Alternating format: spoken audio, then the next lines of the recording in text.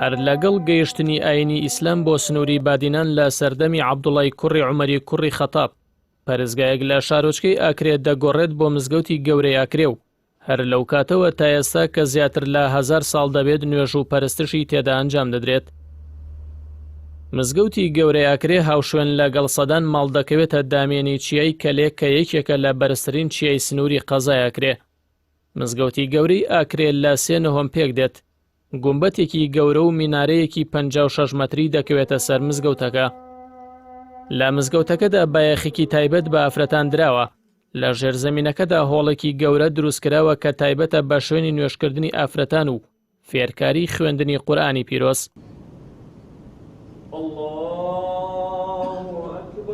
نۆهەمی یەکەمیش تایبەت بە پیاوانە. نۆهەمی دووەم و سێمیش قوتابخانەی ئاینیە کە هەر لە پۆلی یەکەم تا پۆلی نوێی بنەڕەتی زیاتر لە 100 قوتابی تێدا دەخوێنن. مێژوونەسێکی قەزای ئاکرێ لەبارەی مێژووی مزگەوتی گەورەی ئاکرێوتی پێشگەیشتنی ئاینی ئیسلام بە ئاکرێ پێویستە ئاماژە بەوە بدەین کە ئەم ناوچەیە لە ژێر دەسەڵاتی ئیمپراتۆرەتی ساسانی بوو. لە ساڵی 18 بۆ 20 کۆچی ئاینی ئیسلام گەیشتە ئەم سنوورە. دانیشتوانەکەی بە بێشەڕ موسڵمانبوونی خۆیان بە فەرماندەی سەربازی عەیاز بن غونەم ڕاگەیاندووە کە یەکێک بووە لە فەرماندەکانی سەردەمی عومەری کوڕی خەتاب. الدیف پێش هاتنە ئیسلامێ فەرە ئاماژێ بە ئاکرێ بکەن کو سەر ئەمپراتۆریەتە ساسانی بەبوو. ئەف دەڤەرە ساڵە 18 تا 20 کوچی چوێت ناف سولحە نێهاتیەت ئیسلامێدا.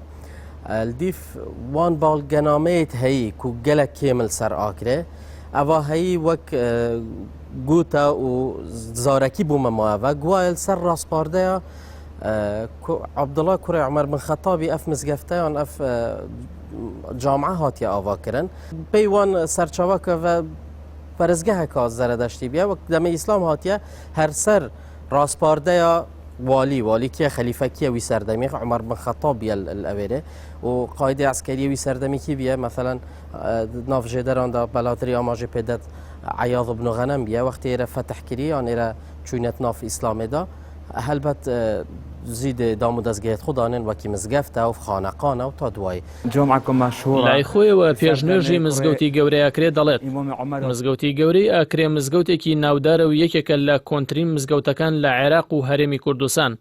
ئاماژەی بەوەدا کە موسڵمانان لە تورکیا و ئێران سەردانی مزگەوتی گەورەی ئاکرێ دەکەن. لە ناوخۆی هەرێمی کوردستانیش موسڵمانان لە دهۆک هەولێر سلێمانی و هەڵەبجە سەردانی ئەم مزگەوتەیان کردووە و نوێژیان تێدا ئەنجام داوە. جمعەکە مەشهورە لەسەر دەمێ کوڕێ ئیمامی عومەر ئەوبەکرن عەبدوڵای کوڕی عومەری مزگەفتێکە قەدیمە و مەدرسە بیە تەسەوف تێدا هاتیەکردن ئەولیای نۆڤدەڕۆ بینە gelek ئەوە بەدکەشیتن معنەوە چەند قوعەیە تێدا ئەبەت قوعەکە لێرە یۆ خودبۆیە و نوێژێت نیڤڕۆوە هێوەریە قوعەکە درێتەنیش یا بوو مەغرەبیە و عەشە و سپێدەوە وەڵام gelek قەست لێت کرد نەبەس ئەو کرێ هەولێرێتن دهوکێتن سلەیمانیەتن هەموو تورکۆتن ئیرانێتن هەموو تێنە ئێرە قەستۆیرەتکەن جۆمعەکە قەدیمە مەزنە gelek عولەمۆت لێ دەرکەفتین مەشایخت لێ دەرکەفتین. هەرێمی کوردستان دەیان مزگەوت و قوتابخانەی ئاینی مێژووی لە خۆ دەگرێت کە مۆرکی بڕواداری گەلی کورد و وابەستەی مێژووی بە ئاینی پیرۆزی ئیسلامەوە دەردەخەن. مزگەوتی گەورەی ئاکرێش بە یەکێک لەو سیمایانە دادنرێت کە هاوکات دەتوانرێت وەکو توحفەیەکی مێژوویش لێی بڕوانرێت.